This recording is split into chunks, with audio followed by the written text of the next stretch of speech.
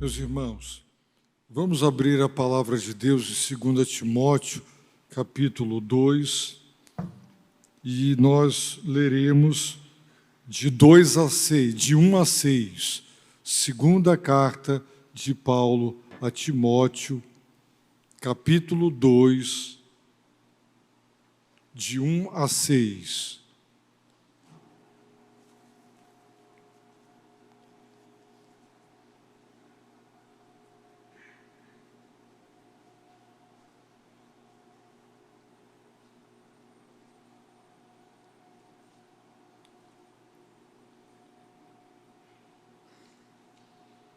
Diz assim a palavra de Deus: Tu, porém, meu filho, fortifica-te na graça que há em Cristo Jesus. O que ouviste de mim, diante de muitas testemunhas, transmite a homens fiéis e aptos para também ensinarem a outros. Sofre comigo como bom soldado de Cristo Jesus.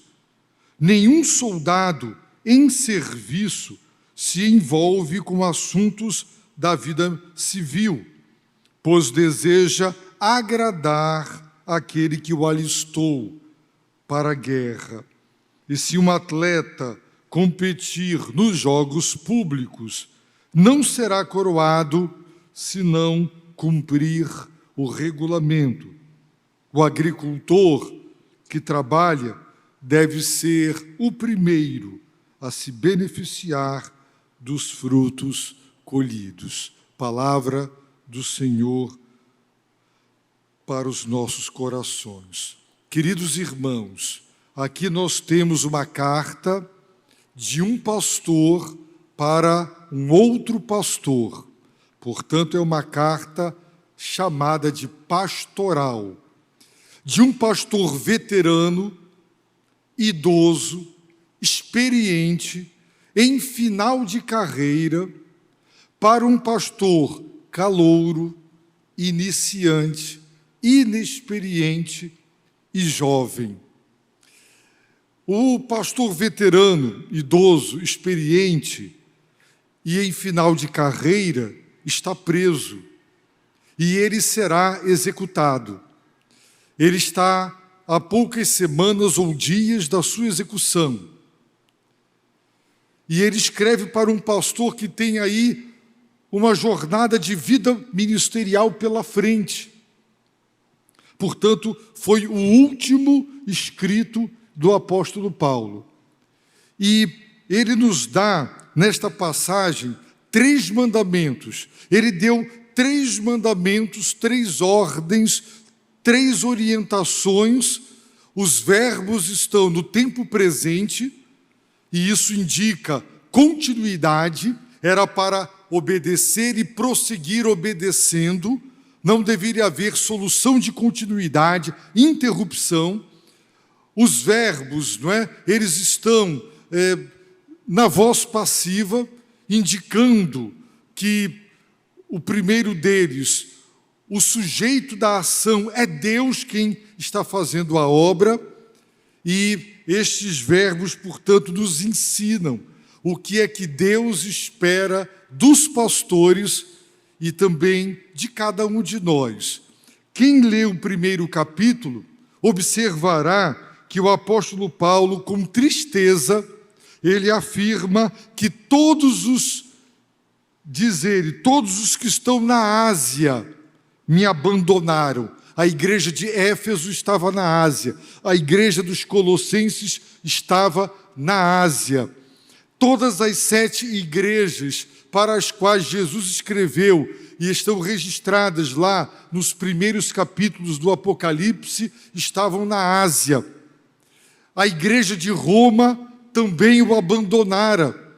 Ele compartilha nesta carta que quando ele entrou na sala do tribunal para ser julgado, ele esperava encontrar semblantes conhecidos de cristãos que estivessem ali para lhe dar apoio espiritual e moral e emocional, mas todos o abandonaram. Ele estava sozinho. O cerco estava se fechando. A onda da perseguição já embrionariamente começava.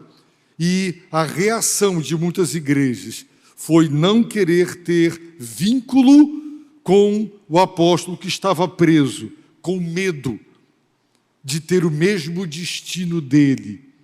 Por isso, ele diz para Timóteo: tu, porém, ao contrário das atitudes dos cristãos da Ásia e de Roma que me abandonaram, tu, porém, e esta expressão aparece várias vezes na carta, tu, porém, por 3 vezes.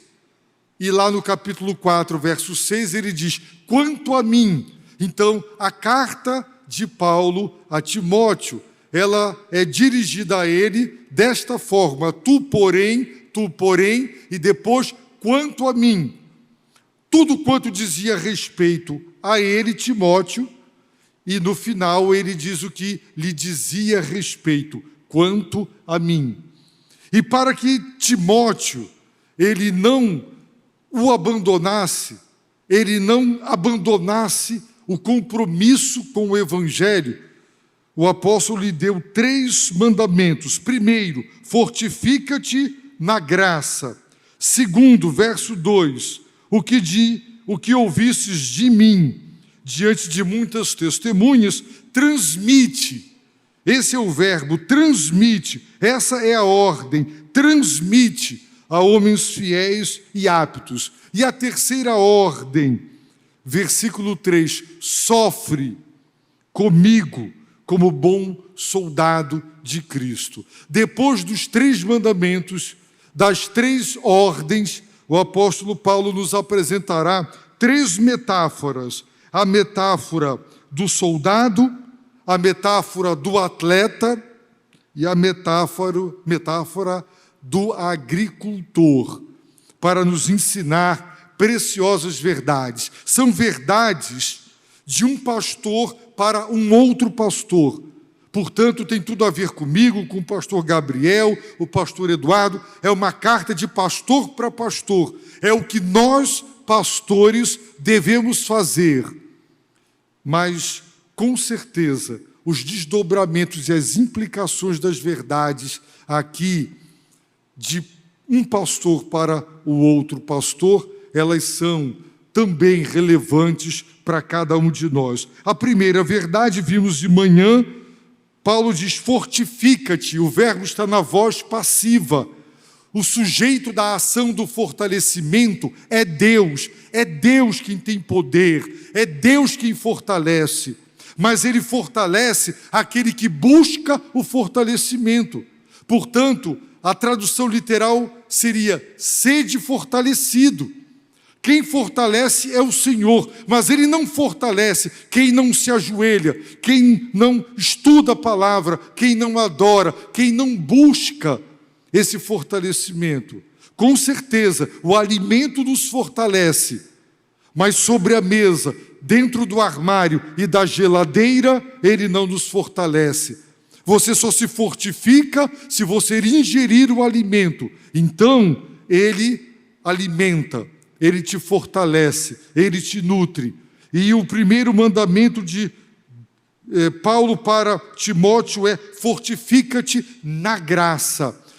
Ele já havia dito no capítulo 1 que Deus nos salvou por causa do seu propósito e da sua graça.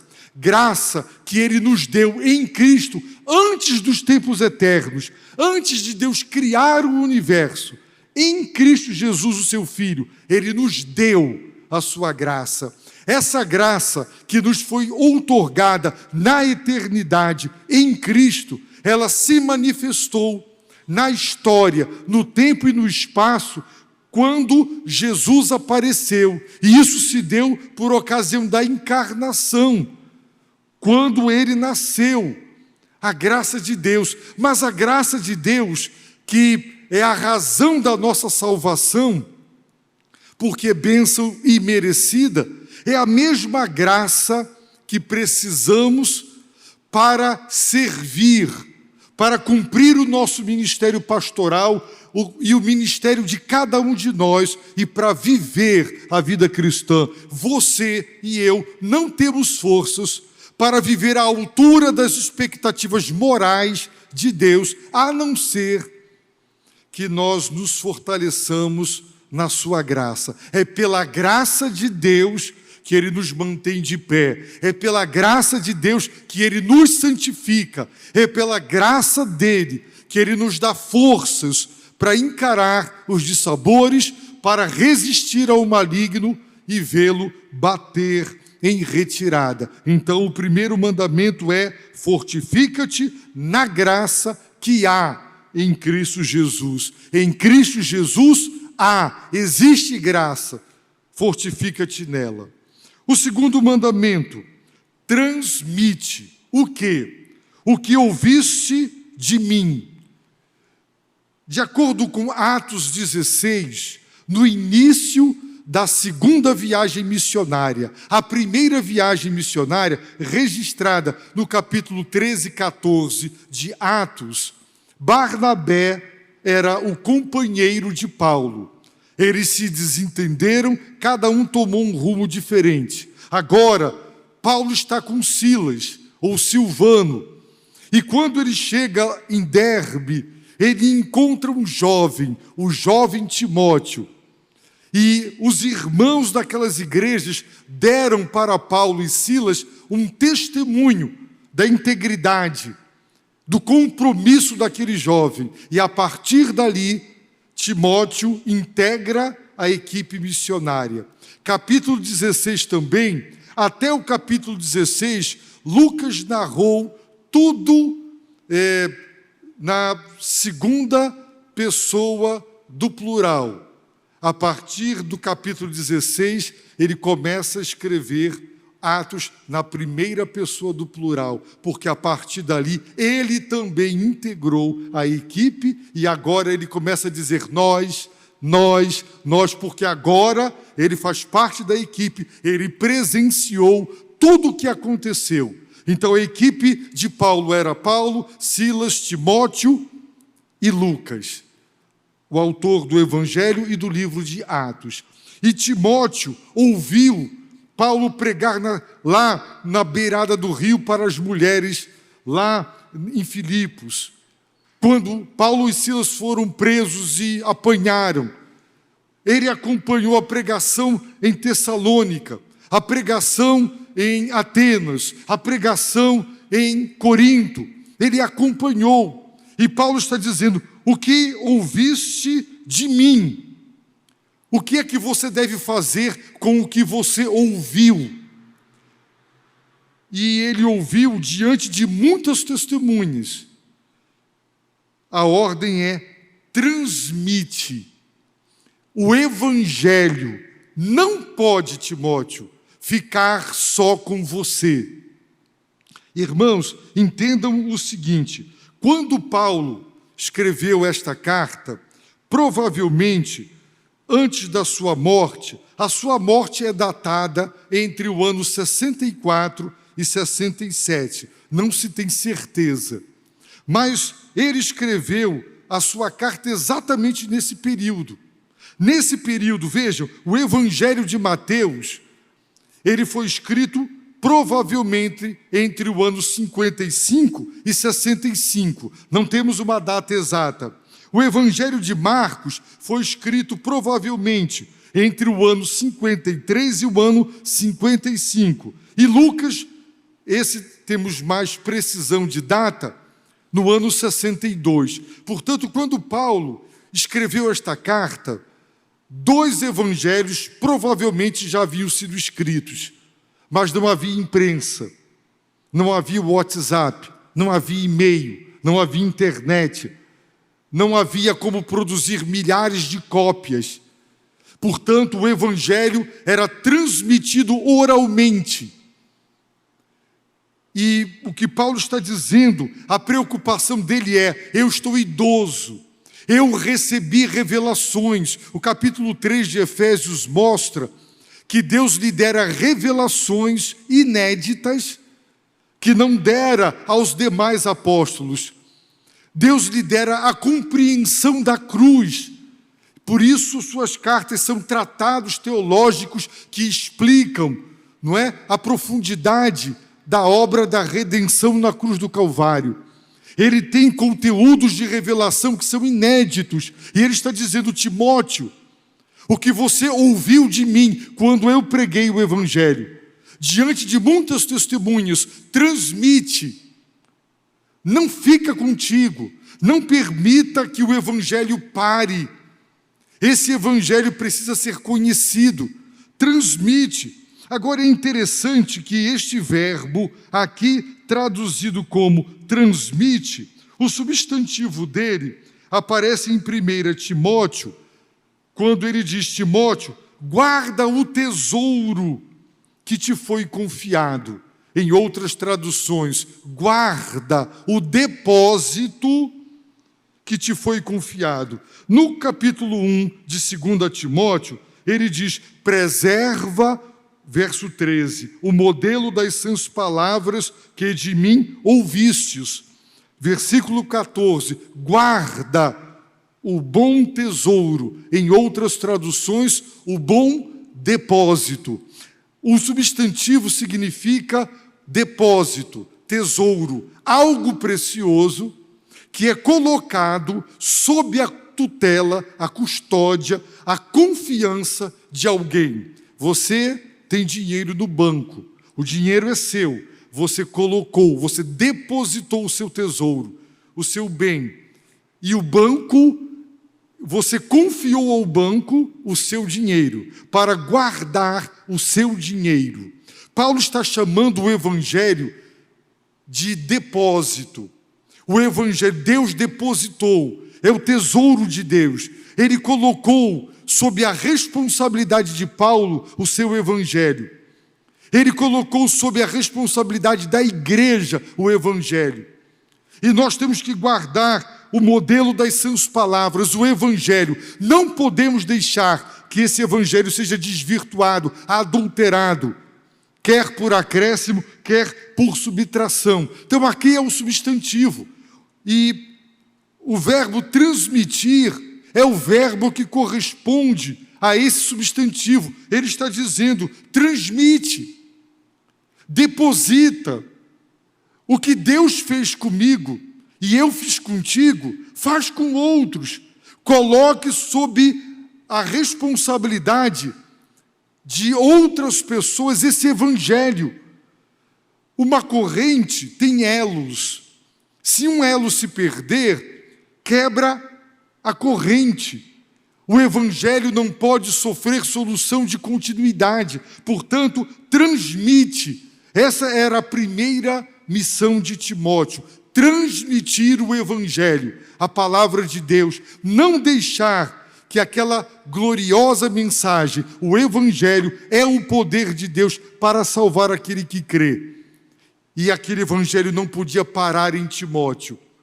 Paulo está dizendo: estou preso, eu vou morrer.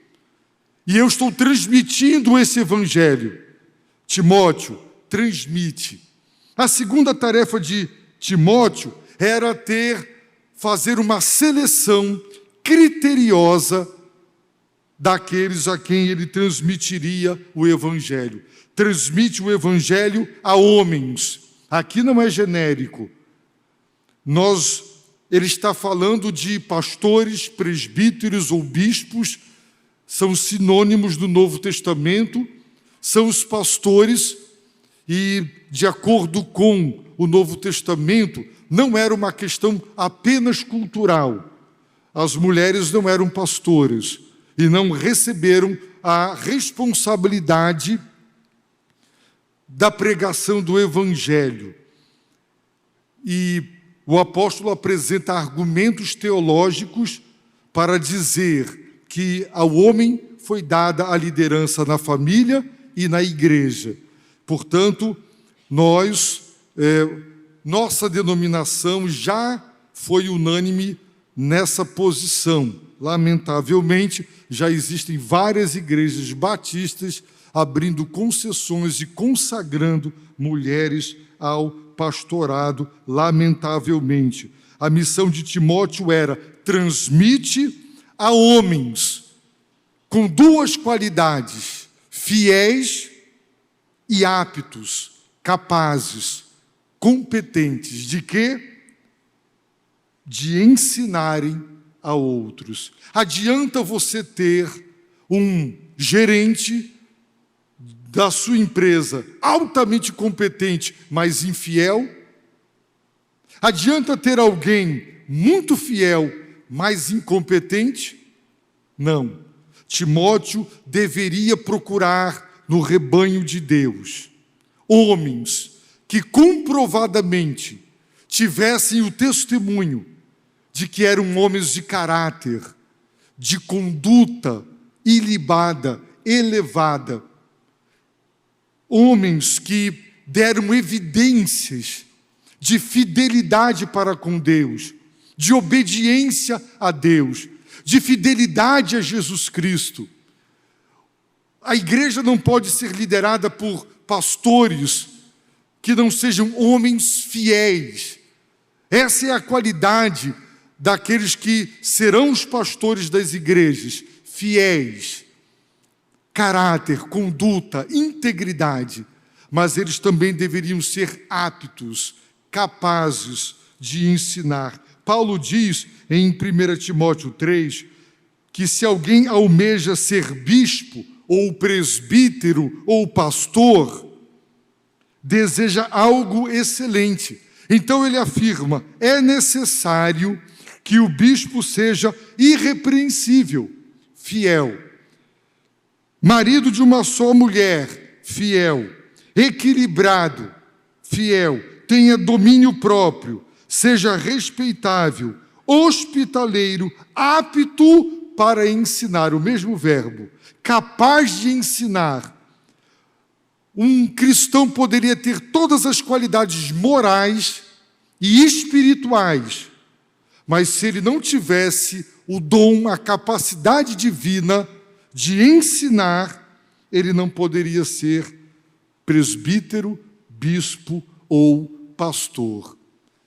Portanto, transmite, seleciona com critério homens no seio da igreja que sejam fiéis e capazes de ensinarem a outros. Assim, o evangelho não vai desaparecer.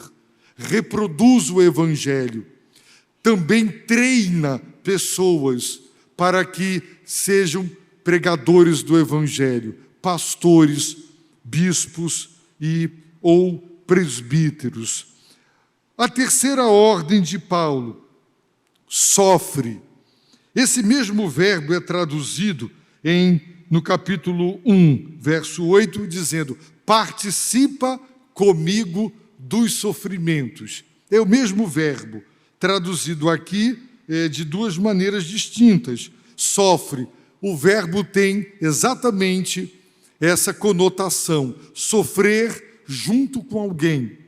Não deixar uma pessoa sofrer sozinha, sofrer junto com alguém. E Paulo está dizendo: sofre, é uma ordem, comigo. Paulo estava preso, Paulo estava sofrendo a prisão, num calabouço. E os irmãos não pensem que a prisão romana era melhor do que as celas dos nossos presídios. Eram lugares escuros, eram lugares úmidos e comida de péssima qualidade. Normalmente subterrâneos, calabouços. Aquele servo do Senhor estava ali, sofrendo por causa do evangelho, abandonado pelos cristãos que estão com medo de serem presos e amargarem o que ele está amargando. E Paulo está dizendo: Timóteo, fortifica-te na graça, para você não debandar. Timóteo, não deixa o evangelho desaparecer. Transmite, deposita esse tesouro nas mãos de pastores, presbíteros e bispos, homens fiéis e aptos que serão capazes de transmitir esse evangelho para as gerações futuras. O Novo Testamento, como nós o temos hoje, ele só apareceu séculos mais tarde. Muitas das igrejas do Novo Testamento nunca tiveram nas mãos um evangelho, como nós o temos. Esses evangelhos, as suas cópias, só começaram a circular muito mais para o fim do século, do primeiro século.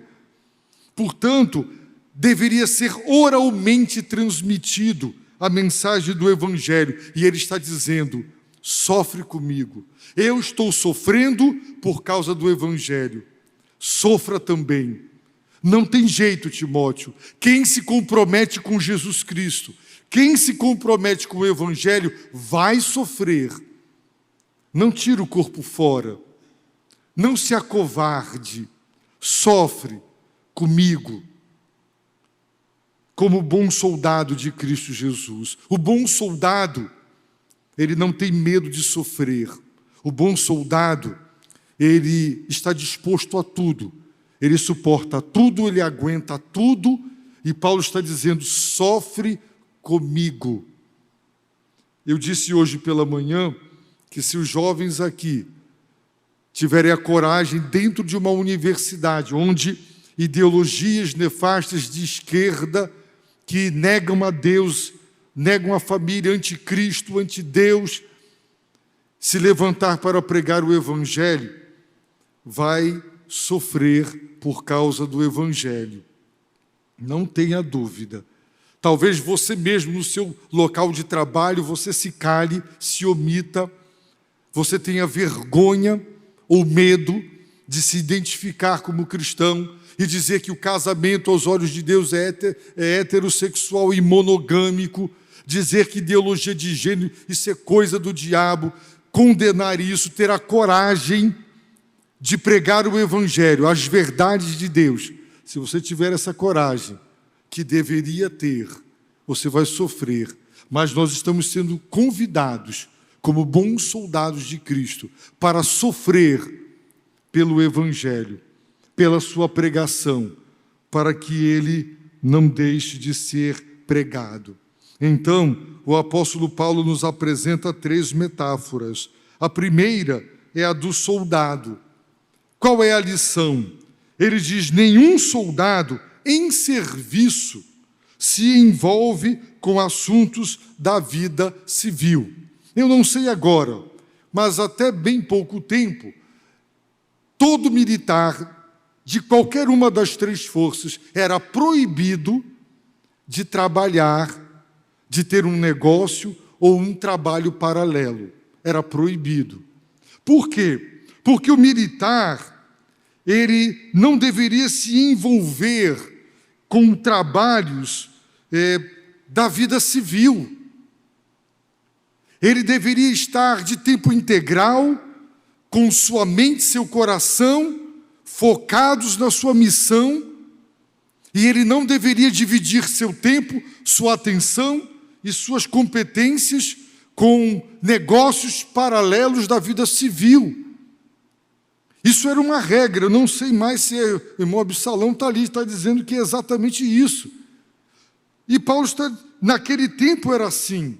Está falando de soldado, quanto mais de oficial. Nenhum soldado em serviço, não é? Você está servindo o exército, você está servindo a marinha, você está servindo a aeronáutica. Nenhum soldado em serviço se envolve com assuntos da vida civil. Não. Por que não? Porque ele deseja agradar a quem? Aquele que o alistou para a guerra. Qual das forças armadas você foi alistado para a guerra? Qual o general? Qual o almirante? E qual o brigadeiro alistou você para a guerra? O soldado comprometido, ele quer agradar o comandante, aquela força onde ele se alistou.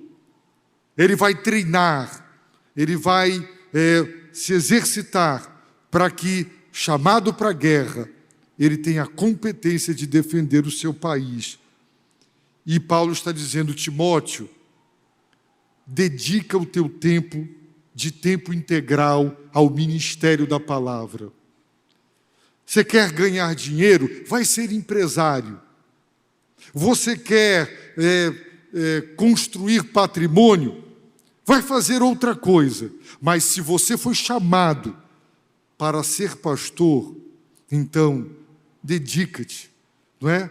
Agrade. O Senhor te alistou para a guerra santa, para servir no ministério pastoral. Hoje, muitas igrejas, em virtude de serem pequenas e com recursos precários, não podem dar aos seus pastores um sustento integral para que eles possam se dedicar exclusivamente. Os irmãos acham que um sermão, quanto tempo um pastor investe do seu tempo? Eu não gasto menos de 6, 7 horas para cada sermão que eu preparo para pregar. Um dia de trabalho, você trabalha 8 horas por dia. Se o pastor prega de manhã e de noite, e ele prega uma pregação que foi preparada em oração, com estudo, com pesquisa, que tem conteúdo e consistência para alimentar, e dependendo, um pastor agora recentemente me disse que ele ainda gasta 10, 12 horas, a preparação de sermão para ele demanda muito tempo, ele precisa de muito tempo. Nem todos gastam o mesmo ou investem o mesmo tempo. Mas a pregação exige, irmãos, pregar não é abrir a Bíblia e começar a falar lorota, vir para o púlpito contar caso, vir para o púlpito com anedotas. O sermão expositivo é o sermão que ensina a palavra de Deus. E ele está dizendo, Timóteo, não divide o teu tempo. Paulo, ele quando chegou em Corinto, ele foi se hospedar com Áquila e Priscila, e ele foi fabricar tendas com eles. Mas quando Timóteo chegou de Filipos e Tessalônica, trazendo a oferta de amor, o que ele fez? Atos 18 diz que ele parou de trabalhar na fabricação de tendas e de tempo integral ele se dedicou à pregação da palavra de Deus. Então, o que nós estamos ouvindo é isso. Timóteo, dedica o teu tempo integral ao teu ministério. E meus irmãos, assim os pastores devem fazer. Ganhe muito ou ganhe pouco, nós devemos nos dedicar. Eu fui pastorear uma igreja que, na época, me dava um salário mínimo e pagava o meu aluguel. Mas eu não tinha filhos, eu ainda não era casado, depois casei, e eu me dediquei de tempo integral àquela igreja. 8 anos mais tarde, quando eu entreguei o pastorado, o pastor que me sucedeu, ele recebeu um salário digno, plano de saúde, o seu aluguel. Por quê? Porque devido ao trabalho e à dedicação, Deus fez a sua obra prosperar e crescer, e a igreja teve condições agora de dar sustento integral a um obreiro para trabalhar de tempo integral. Então Deus espera dedicação. Então, com pouco ou com muito, nós temos que aprender a viver com aquilo que Deus nos dá. Segunda lição: e se um atleta competir nos jogos públicos, não será coroado se não cumprir o regulamento. Os jogos públicos eram muitos conhecidos em Atenas, em Corinto, os jogos públicos, lutas. Já imaginou? Não pode dedo no olho. Era a regra. Eu estou apenas supondo, né? Não vale morder.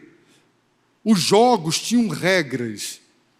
E quem disputava uma luta, quem participava de uma competição de toda e qualquer modalidade, ele só receberia a medalha ou a coroa se ele tivesse, como diz o apóstolo Paulo, cumprido o regulamento. Se ele desobedeceu às regras, vale gol de mão, cruzou, em vez de cabecear, você vai com a mão, você não pode validar esse gol. E nem pode dar o título para um time que fez gol de mão, porque não cumpriu o regulamento. O apóstolo Paulo está dizendo, o atleta que compete nos jogos públicos, ele venceu, mas ele só será premiado, coroado, se ele tiver cumprido o regulamento. Se ele não tiver cumprido, ele foi desonesto, ele foi ilegal e ele não pode ser coroado. Na nossa linguagem, receber a medalha de ouro. Paulo está dizendo, Timóteo, se você quer receber a bênção de Deus, a recompensa divina, obedeça o regulamento. Não vale tudo. Não vale tudo. Para a igreja crescer, alguém me disse, pastor, você quer encher a igreja? O louvor só pagode. Vamos fazer o louvor pagode, jogo de luz. E muitas igrejas fazem até trenzinho dentro da igreja. Vale tudo. Seja engraçado, seja cômico, conte piada, não fale em pecado, em ira de Deus. O que nós queremos é crescer a qualquer preço. Será que é isso que nós queremos? Existe um regulamento. Existe a lei moral de Deus. Pastores podem ser desonestos. Pastores podem subtrair o dinheiro da igreja. Nas igrejas batistas, pastor não toca nos dízimos e nas ofertas. Nenhum centavo passa pela mão do pastor, porque é uma igreja organizada, que tem tesouraria, pessoas responsáveis, que lidam com as finanças da igreja. Integridade, transparência, regulamento. Não vale tudo. Não vale tudo. Meus irmãos, um pastor de uma igreja americana, brasileiro, de uma comunidade de brasileiros, Deus o usou para construir uma igreja, o patrimônio fabuloso, enquanto LED para nós hoje, nem sequer nós temos aqui, LED, telão de LED, para nós ainda nem conquistamos, isso já tinha lá há anos. O melhor das tecnologias que os irmãos imaginarem tinha. A igreja cresceu, a igreja se tornou missionária. Esse pastor veio aqui a Manaus treinar pastores. Esse pastor trouxe caravanas de igrejas americanas em viagens missionárias para o interior. Ele foi para a Europa para treinar pastores. Esse pastor não obedeceu o regulamento, ele adulterou. Ele negou até o fim para a esposa e para a igreja. A igreja e a esposa lhe deram um crédito. Tempos depois, ele de novo com outra pessoa. Aí parte da igreja já não lhe deu mais crédito. E a esposa também não. E houve um terceiro caso. Então, aquela igreja, meus irmãos, simplesmente quase fechou as portas. Foi destruída porque, ao invés dele admitir seus pecados e entregar à igreja, ele não quis admitir e não entregou. E aquele pastor, irmãos, porque não quis, como um atleta, obedecer o regulamento divino, achou que ele poderia ser pastor e, ao mesmo tempo, ter caso com as ovelhas. E existem inúmeros outros exemplos, além dessa área, em outras áreas. Mas o atleta que compete nos jogos públicos, ele só recebe a medalha se ele foi honesto, ele cumpriu o regulamento, ele não burlou. Então, todo atleta chega lá para competir e correr, não é? Faz o exame de sangue, beleza. O outro tomou um bocado de injeção que energizou ele. Ele está com uma força energética de produtos químicos que lhe darão uma vantagem muscular e um desempenho que o outro que só treinou não tem. Aí ele ganha. medalha de ouro. Aí vão descobrir no exame de doping que ele usou substâncias que lhe deram toda aquela energia e todo aquele potencial. Ele não recebe, ele perde a medalha de ouro, porque ele não cumpriu o regulamento. O pastor, os pastores, nós cristãos, não é servir a Deus de qualquer jeito. É cumprindo o regulamento, a lei moral de Deus, as orientações da palavra. A última metáfora, o agricultor. O agricultor que trabalha deve ser o primeiro a se beneficiar dos frutos colhidos. Ele trabalhou, ele labutou na lavoura.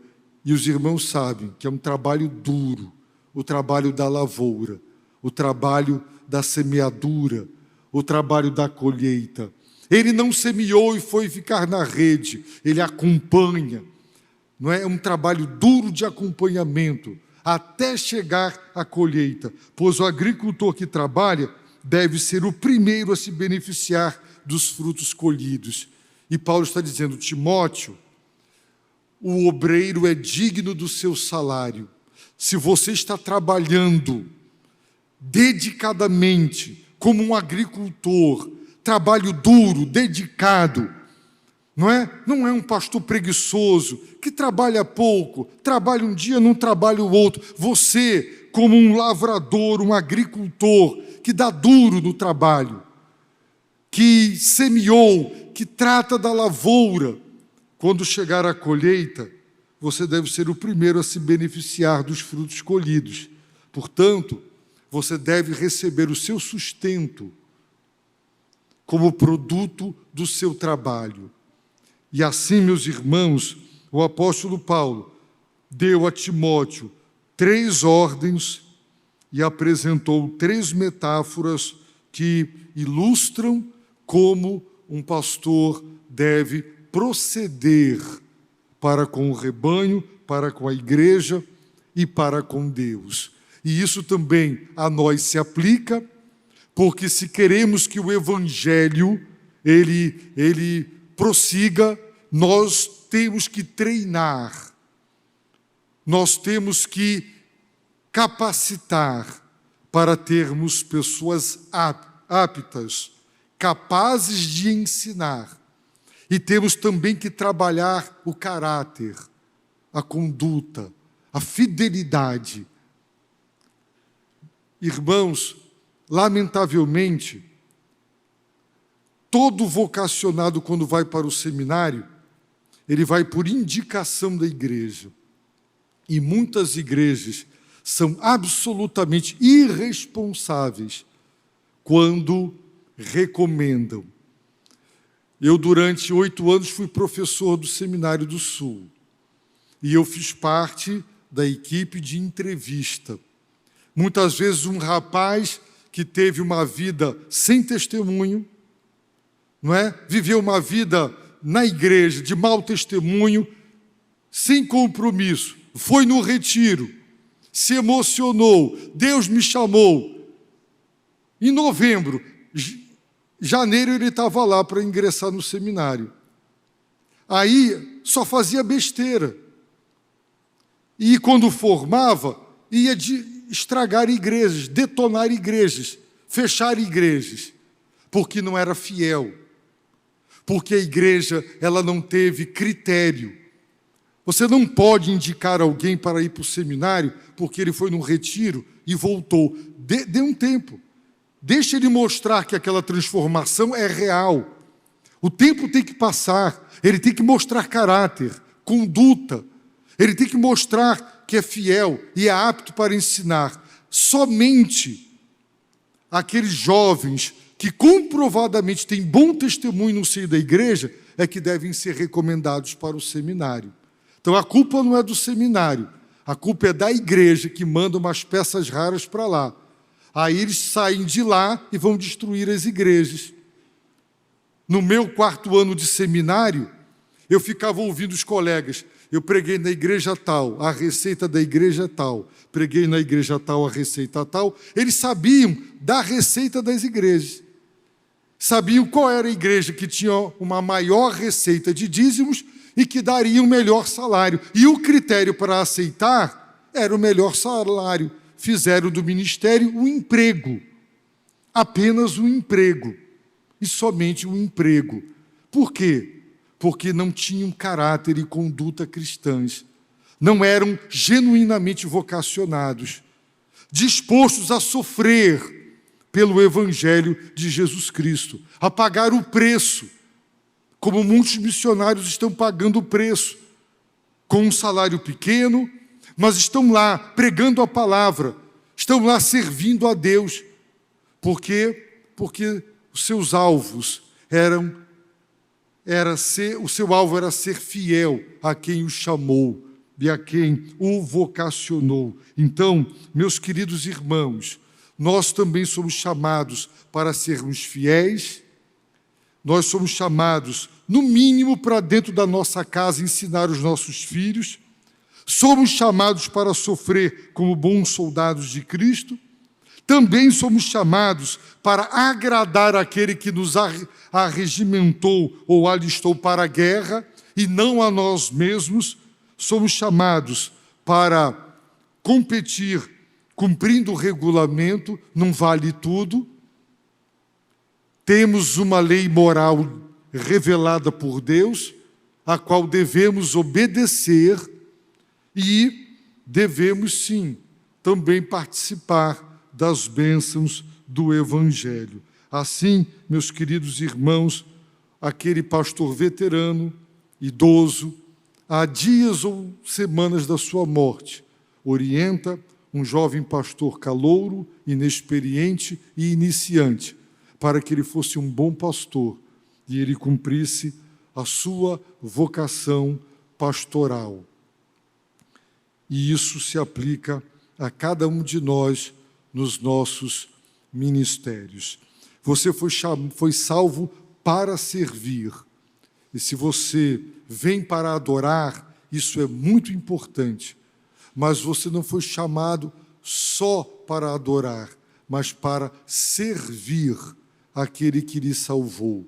E se você não está inserido em algum ministério, se você não está participando desta luta para levar o Evangelho a nações e aos que estão distantes de nós através da obra missionária, se você não está envolvido na obra, você precisa envolver-se, porque Deus nos chamou para isso. Então, abaixe a sua cabeça, feche seus olhos e ore diante de tudo que você ouviu e coloque diante de Deus sua vida, seus dons e seus talentos.